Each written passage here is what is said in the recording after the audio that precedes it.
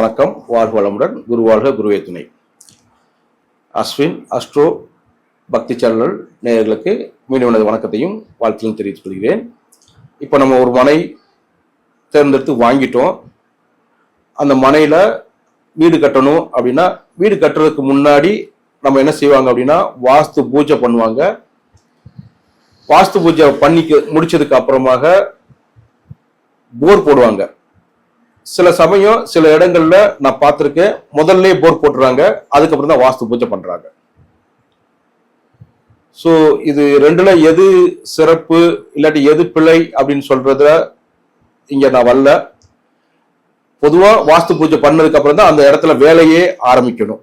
அதுதான் என்னோட ஒரு தாழ்மையான கருத்து.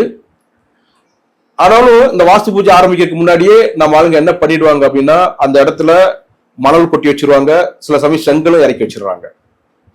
ஸோ என்னை பொறுத்தவரைக்கும் இதெல்லாம் கொஞ்சம் அவாய்ட் பண்ணலாம். ஆனா இன்னைக்கு கிடைக்கக்கூடிய அந்த சில எங்கிட்ட என்ன சொல்றாங்கன்னா, சார் எங்களுக்கு இது கிடைக்கல, பாஸ் கிடைக்கல, இன்னைக்கு பாஸ் கிடைச்சிருக்கு, நான் இன்னைக்கு மண் அடிச்சிடுறேன் அப்படிங்கிறாங்க. ஏன்னா நம்ம வாஸ்து பூஜை பண்ணதுக்கு அப்புறம் பாத்தீங்கன்னா உடனே வேலை ஆரம்பிக்கணும். சில இடங்களை பார்த்தா வாஸ்து பூஜை பண்ணதுக்கு அப்புறம் அவங்கள்ட்ட பாஸ் எனக்கு கிடைக்க 15 நாள் 20 நாள் ஆயிடும்னு சொல்றதுனால தான் இதெல்லாம் முன்னாடியே அடிச்சு வச்சிடுறேன் அப்படின்னு சொல்றாங்க. ஸோ அது சில சமயம் அந்த மாதிரி செய்யறதுக்கு முன்னாடி உங்கள்கிட்ட உங்க குலதெய்வத்துக்கிட்ட சில சமயம் கேட்டுக்கோங்க. அதாவது பூக்கட்டி போட்டு பார்ப்பாங்க, எங்க இது மண் அடிச்சுக்கலாமா அப்படின்னு. ஒருவேளை உங்க குலதெய்வம் உங்களுக்கு சப்போர்ட் பண்ணுச்சுன்னா அந்த மாதிரி முன்னாடி மண் அடிச்சு வச்சுக்கோங்க.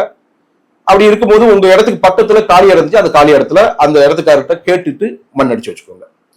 எனக்கு தெரிஞ்சு போர் நீங்க வாஸ்து பூஜை பண்ணதுக்கு அப்புறம் போட்டா நல்லதுங்கிறது என்னோட ஒரு சின்ன தாழ்மையான அபிப்பிராயம். ஓகே, இப்ப ஏன் இந்த மணல் அடிக்கிறதோ இதை பத்தி நம்ம பேசுறோம்னா, வேலை ஆரம்பிச்சிட்டோம் அப்படின்னா நமக்கு வேலை ஆரம்பிச்ச உடனே தண்ணி தேவைப்படுது. அதனாலதான் இந்த அடுத்த இடத்துல போர் போட்டுருவாங்க. அப்ப இந்த போர் போடுறது எந்த இடத்துல போடணும் அப்படின்னா, உங்களோட கட்டடத்தோட ஈசான மூலையில தான் போர் போடணும். அப்படி போர் போடும்போது அந்த ஈசான மூலையில இருக்கக்கூடிய அங்க ஒரு கல் வச்சிருப்போம், அளவை கல். அந்த உங்களோட பவுண்டரிக்குள்ள கல்லு ஊண்டி இருப்பாங்க. அந்த கல்லுல ஒரு கயிறை கட்டணும். அந்த கயிறை நீங்க நேரா கன்னி மூலையில் இருக்கக்கூடிய அந்த பவுண்டரி கல்லுல போய் கட்டணும். அப்படி கட்டும்போது அந்த ஈசான மூலையில போடக்கூடிய போரு இந்த கயிற்றுல வரக்கூடாது. நீங்க தேர்ந்தெடுக்கக்கூடிய போர் போட தேர்ந்தெடுக்கக்கூடிய பாயிண்ட் இந்த கயிற்றுல வரக்கூடாது. வந்தால் என்ன நடக்கும் அப்படின்னா, அதுல போர் போட்டீங்கன்னா அந்த வீட்டோட எஜமானனுக்கு ஹார்ட்ல பிரச்சனை கொடுத்துரும், தலையில பிரச்சனை கொடுத்துரும். இந்த வயிற்றுக்கு மேல இருக்கக்கூடிய நெஞ்சு பகுதிக்கு மேல இருக்கக்கூடிய எல்லா பகுதியிலையும் பிரச்சனையை கொடுத்துரும். ஏன்னா அதை ஓட்ட போட்டீங்க அப்படின்னா நம்ம உடம்புல அந்த ஓட்ட போடக்கூடிய சூழல் ஏற்படுத்தி கொடுத்துரும். அப்போ அந்த கோட்டுல நீங்க போர் கண்டிப்பா போடக்கூடாது. ஒண்ணு. அப்ப எங்க சார் போடலாம்? அந்த ஈசானத்தில் இருக்கக்கூடிய வடக்கு பகுதி இல்லாட்டி கிழக்கு பகுதி, இந்த ரெண்டு பகுதியில ஏதாவது ஒரு இடத்துல நீங்க போர் போடலாம், தப்பு இல்லை. இதுக்கு அடுத்து அக்னி பகுதியில, தெற்கு பகுதியில, கன்னி பகுதியில, மேற்கு பகுதியில, வாயு பகுதியில இங்க ஒருபோதும் போர் போடுறது கூடாது. நான் இங்க போருக்கு மட்டும் சொல்ல, இதுக்கு பேர் ஆழ்துளை கிணறு சொல்லுவாங்க. சாதாரண கிணறும் அங்க தோண்டக்கூடாது. நீங்க கிணறு தோண்டினாலும் சரி, ஆழ்துளை கிணறு போட்டாலும் சரி, நான் சொன்னக்கூடிய ஈசான பகுதியில் இருக்கக்கூடிய வடக்கு பக்கம் கிழக்கு பக்கத்துல தான் நீங்க போடணும். மற்றபடி நான் அதே மாதிரி ஈசான பகுதியிலையும் போட்டுறக்கூடாது, அந்த கைத்துலையும் போட்டுறக்கூடாது. இதை தவிர்த்து இந்த அதாவது என்ன சொன்னா, தற்காலிகமாக ஒரு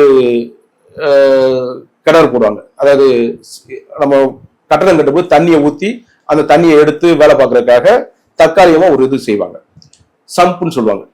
அந்த சம்பு கூட நீங்க நான் சொன்ன மற்ற இடங்கள்ல போடக்கூடாது. எங்க அப்படின்னா, அக்னியில, தெற்குல, கன்னியில, மேற்குல, வாயுல எல்லாம் போடக்கூடாது.